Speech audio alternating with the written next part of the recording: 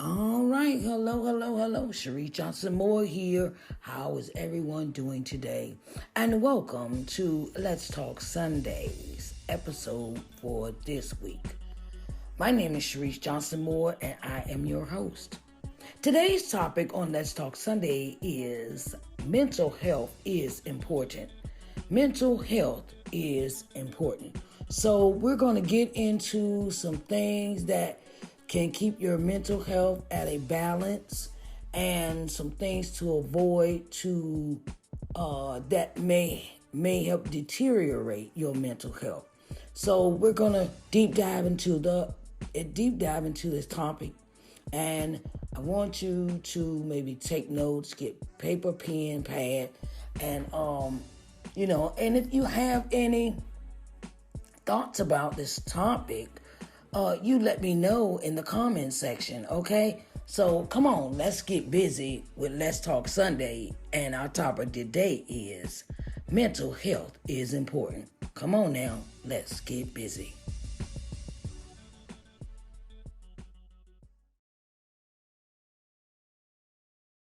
Hello and welcome to Let's Talk Sunday, where we talk about everything under the sun and nothing is off limits. Welcome to Let's Talk Sunday.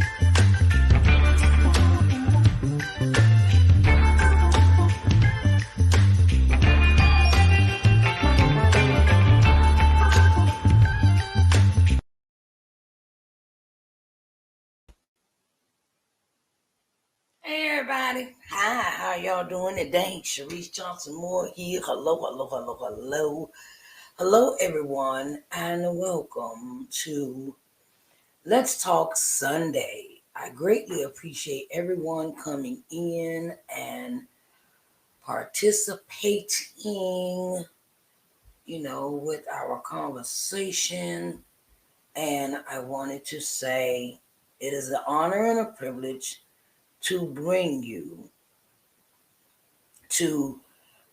this episode for Let's Talk Sunday, and our title for today is Mental Health is Important. Mental health is important.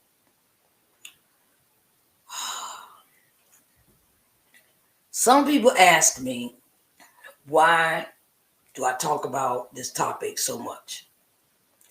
Because, excuse me, I want to make sure that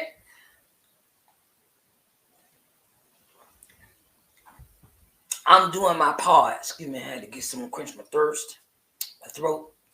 And I wanted to make sure that I do my part in helping others realize that they may need help. And it took me. I'm going to speak about my own experience with mental health. I didn't realize I had mental health until I had a nervous breakdown, and that wasn't a pleasant experience at all. It was not. And sometimes when you have experiences in your life that are very traumatic, or you have experienced trauma and grief, death, grief, traumatic experiences, maybe something that's happened in your childhood that has not set your mind at ease, and it kind of worries you. Excuse me. It kind of worries you and it stays with you for long periods of time. And sometimes we don't realize that we're dealing with different types of mental health issues. And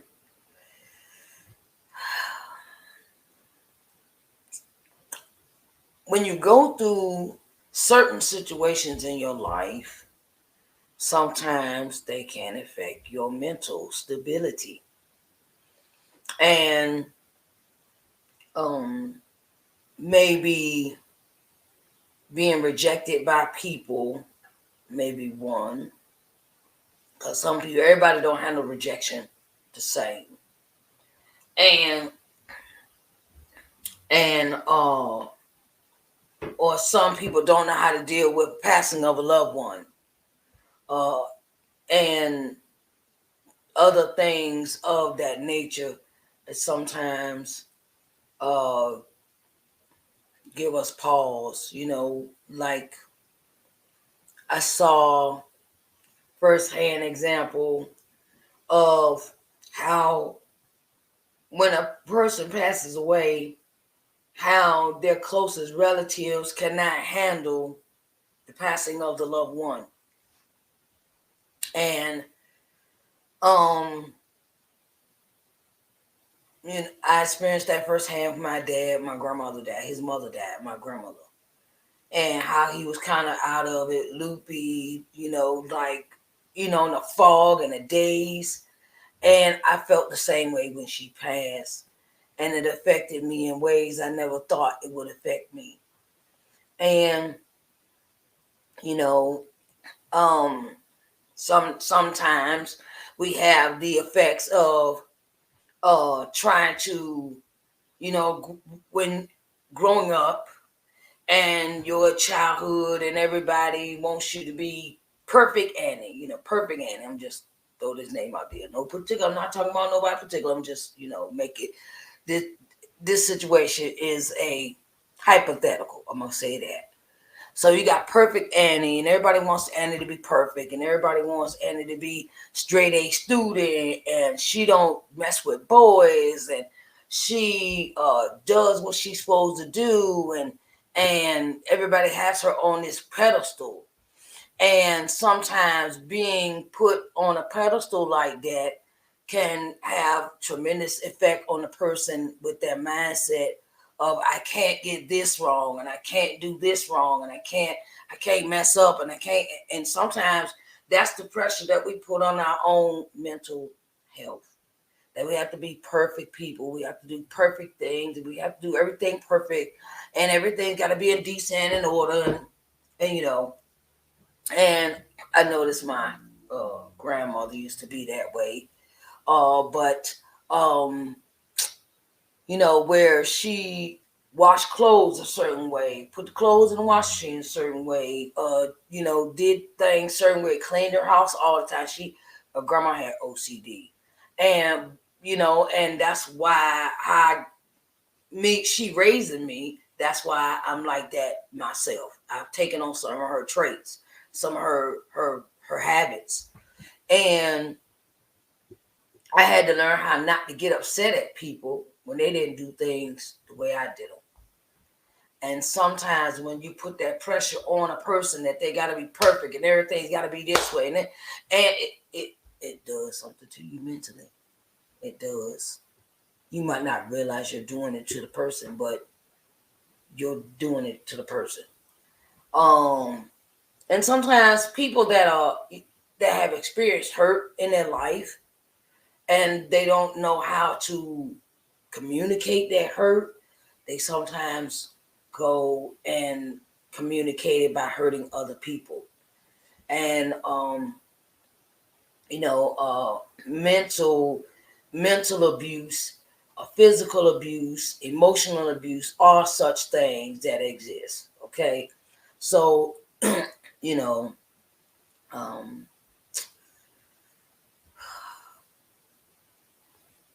some of the things in our lives, they affect us, but we don't realize it at the time that it's eating our mental health up.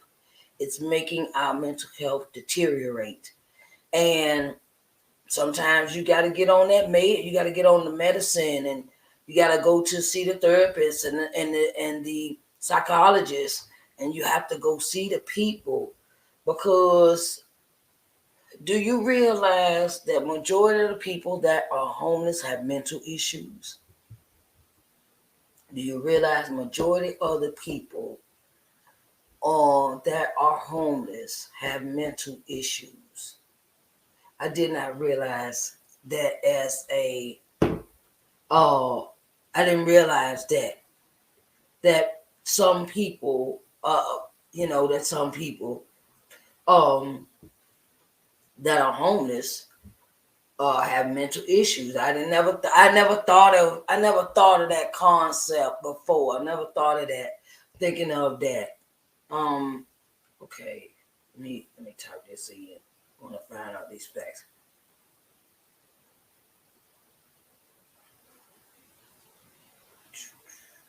Let me see. I know I was supposed to look this stuff up earlier, but uh,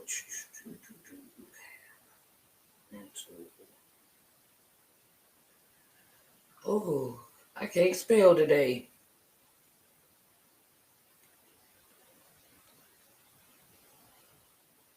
Okay. It says about 30% of the people who are chronically homeless have mental health conditions. And it says 1 in 9 Americans has an alcohol or drug problem other than nicotine, compared to the approximately 1 in 3 homeless persons. An estimated 20 to 25% of the homeless population in the United States suffer from serious mental issues, compared to the 4 to 6% of the general population. That is a high number. That's a real high number. That you're thinking that, when you look at a person and and I always wonder, this would always used to boggle my mind of why are people homeless? Why are the homeless people? And I never thought of it as until I dealt with my own mental issues of how they ended up homeless.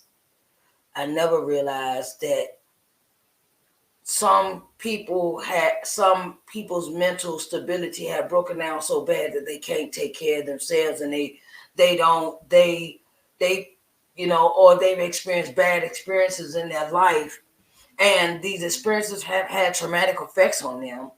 And because of this traumatic effect on them, they rather stay in the street. They rather be homeless than stay with family members, stay in the shelter, or have their own place, because their minds are so their minds are just shifted. Their minds have shifted from thinking that they're in a safe place to they think their safe place is outside. And um I never really thought of it like that, because it is no fun being homeless. It's no fun being homeless and having mental issues at the same time. So, and it is a lot to deal with. Um, uh, if you have young children and you see that their manners or their habits or their mannerisms have changed, and you see that they are, you know, I'm just saying, check on your children. Check on them. Ask them how they doing. Ask them, uh, you know, um, I know this doctor, her name is Dr. Ebony. She's on Instagram. I'll get y'all the information for next week's episode to give y'all the information to her card. She is a psychologist, she's a therapist, and she has created a card deck and notebooks and activities for psychological, for um, people that deal with mental health issues that need therapy. They're therapeutic cards. They're called therapy cards. And uh, get her card. Her name is Dr. Ebony. Let me see if I can find this information. Let me see. Let me go to Instagram.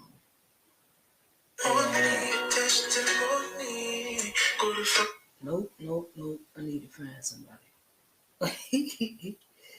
That's how Instagram do you. Okay, Ebony. No, that's not how you spell it. Ebony.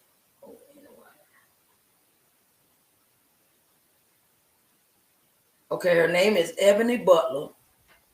She has a PhD and she's a psychologist. And she's the creator of Mind Therapy Cards. And she's a speaker and a consultant in helping women heal from trauma and diet culture. Okay, she's created these cards, and this is what they look like. I don't know if y'all can see that, maybe because it's in this too much. Is okay. Let me see if I can get this in front of you. This is her Instagram page, and I follow her I follow her all the time. She's created these therapy cards, and they're very, very, very good. They're amazing.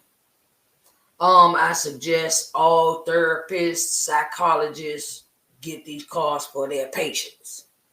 Okay, because they seem to be really, they seem to be they give you activities to the what, when, whys, and hows of mental health. How to keep your mental health stable, how to keep your, how to stimulate your mind and ask you why and what caused you to do this and why did you do this, and it's a really good card. Her name is Dr. Ebony Butler, and I suggest that y'all check her out. She's on Instagram. And the thing is that we have it. I remember when I was 16, and at that age, you're very influenced by your environment, right? And everything and whatnot. And during the course of, how could I say it? I was being tutored by a older young man, and me and him started having relations. Y'all get what I'm saying? And and I'm thinking in my mind, I was thinking that if me and the guy, he's older, and I was like, so, and I think I can't remember how I approached, I vest this topic, and he was like, me and him would get together, had a relations, and then I would leave, right? And he was tutoring me, and that's how we started like that. It's him tutoring me, and it evolved to something else. And I took by us having the relations as us being in a relationship. See, didn't nobody teach me that. Didn't nobody teach me that. That you can still have relations with somebody, but don't be in a relationship with the person. And because this person rejected me when I assumed that we was in a relationship, and they said we could never be in a relationship because I'm too old for you, and you're not my type. You're too young for me. And I was like, okay, all right. I didn't take that news very well. So, and then all the stuff was going on at my house, and my grandparents was arguing and things like that. And it just compounded, and I tried to commit suicide because of that person's rejection. And I went to they took me to the hospital, and they said I'm gonna be all right and everything, whatnot and stuff. And how could I say this? I talked to the doctor what was explained, and the doctor explained to my grandparents. And do you know this person had the nerve to come to the hospital and sit by my bedside after they had just rejected me, and they're sitting there like, "Oh, you all right? Yeah, I'm fine. I'm good." I'm sitting there thinking, why are you here? You know, um, you know, but my thing was, I'm in the hospital because you rejected me. Now I've gotten to the point where I can handle rejection more better because I'm older. I'm 51 now. I'm 51. I can handle rejection better, and I've learned. It's taken me a long time to get over that kind of pain, that pain from people being rejection. Because when you're growing up and your parents don't raise you, and you feel like you're rejected by your parents, and then somebody else come into your life, and you looking for everybody to accept you, to accept you, and then when the people reject you, it does not do anything good for your mental stability. And you had to learn how to love yourself, child. Love yourself. Where you get to the point where you love yourself so much that you don't need other people's approval, and you don't care if other people reject you, because now you realize that God is protecting you from people that are rejecting you.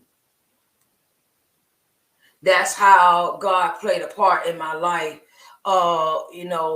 When I decided to rededicate myself to God, and it's been a journey, but it's been a journey, but I have endured, and you will endure too. I don't know who I'm talking to, but get some help. Go talk to a therapist. Go, and sometimes you don't even got. You can go online and find your therapist. She ain't even got to go in the office no more, child. So you really don't got no excuse. So look it up. Some of the websites that you can go to for therapists and things of that nature. And you know, take care of you. Not just the outside, but take care of the brain. Take care of what's inside. Take care of what's inside. Your brain is the most active part in your body. Don't just think it's use it. My grandma would tell me, don't just use your head for a hat rack, okay? And now I understand that concept.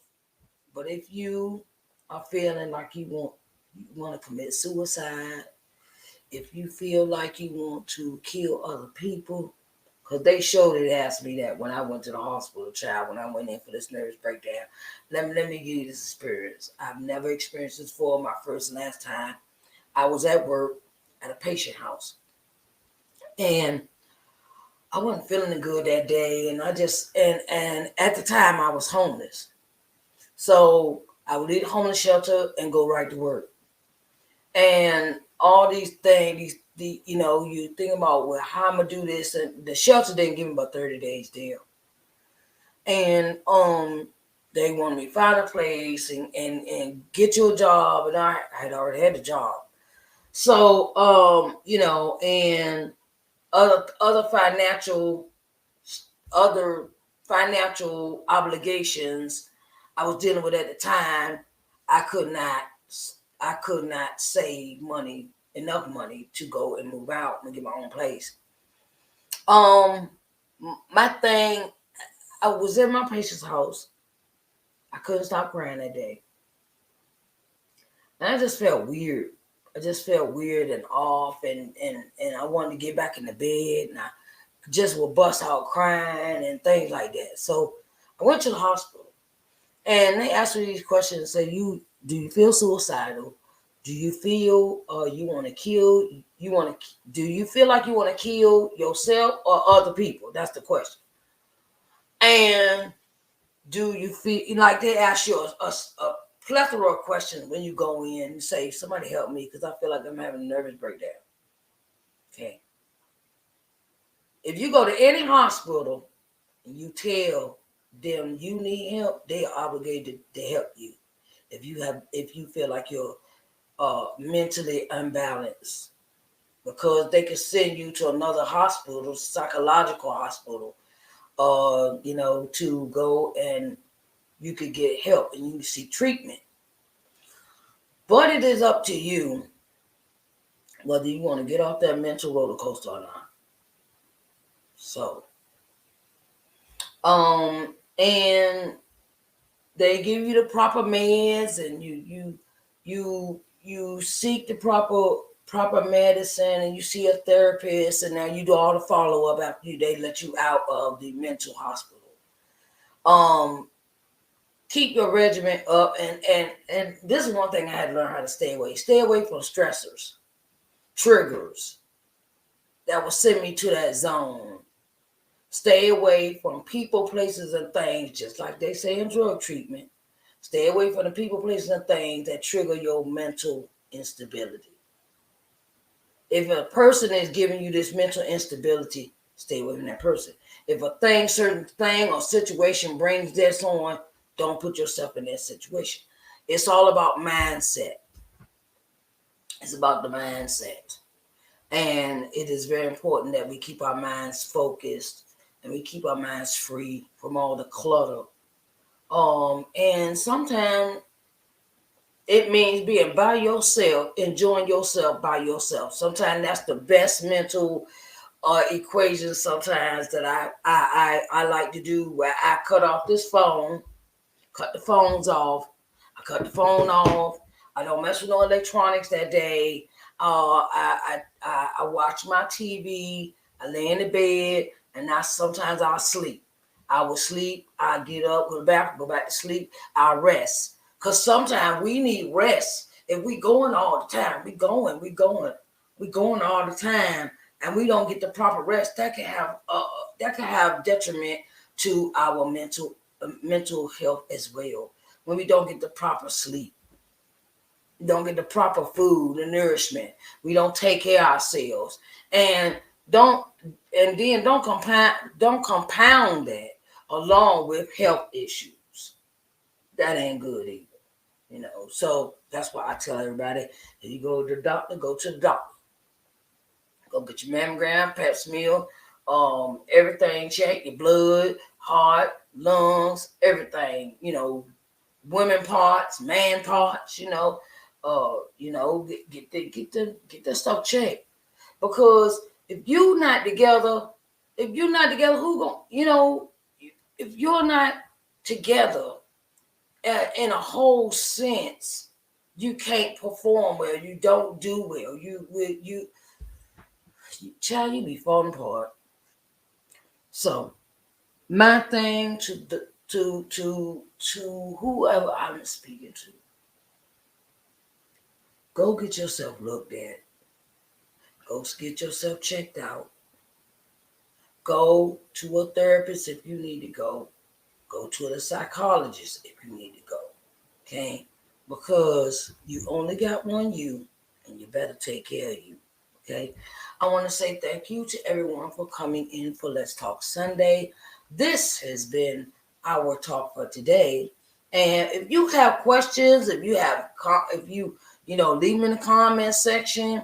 If you want to give me suggestions for this program, I will take them in advisement and discuss and give them some thought, and then I will let you know what we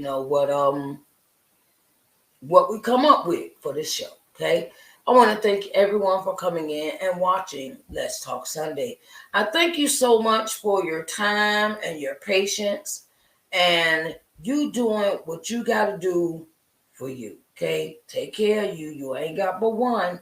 You ain't got but one you. Love on you. Sometimes that means drawing away, or drawing away or backing away from people, places, and things that bring out those bad mental health issues that you dealing with. Okay. I love y'all, and I'll see y'all next Sunday. Bye, babies. Hello, and welcome to Let's Talk Sunday, where we talk about everything under the sun and nothing is off limits. Welcome to Let's Talk Sunday.